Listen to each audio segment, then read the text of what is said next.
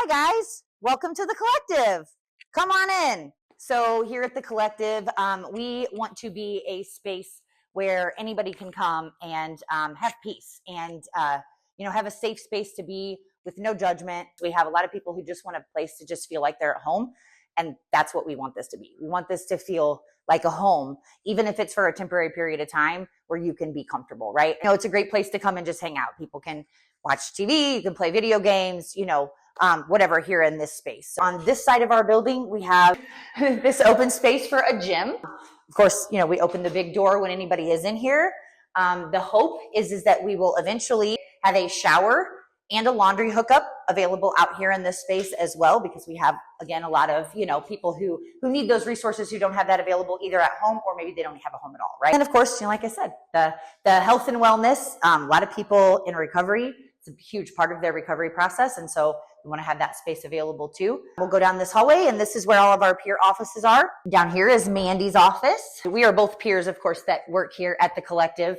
I probably should have said that from the beginning, but that's the really cool thing about this place is that it is powered by Prevent+Ed, but it is peer ran, right? So when you come here and you come into this space, it's going to be people just like you. This here is my office, and we don't really use our office as a whole lot because we're really informal here, but we do have those spaces available if somebody does need a quiet session where they can just really talk about things. This room here, we call our crisis room. It's not really only for crisis. It is set up for kiddos. We can do supervised visits for DFS here. We can let mamas come in with their kiddos if they want to attend a group and their kids have a space to be in.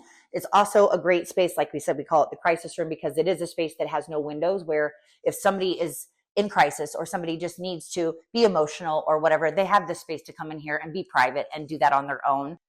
Here is one of our group rooms. This one is the big indoor group room. We have one out in the other garage as well that I'll show you guys, but this is the room, of course, where we have, we will be facilitating all kinds of groups on different things. A lot of it will just be life skills stuff, but we also have other passive recovery that come in from outside. We have NA that comes in, AA is coming in, and eventually the hope is that we will have all passive recovery available here at the RCC.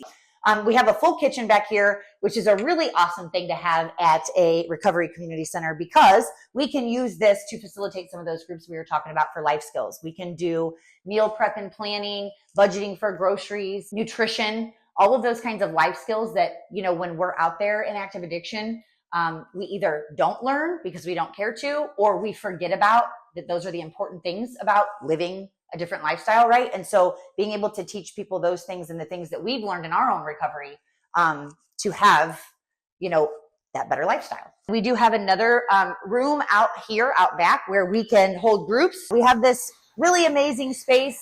The hope is that we'll be able to start a community garden out here at some point. We have all kinds of really great things to offer. We also have a space up here where we have computers set up. Anybody can come in and use those computers and have Wi-Fi access to apply for Medicaid or food stamps. Maybe they need to do a new resume. We can help with that.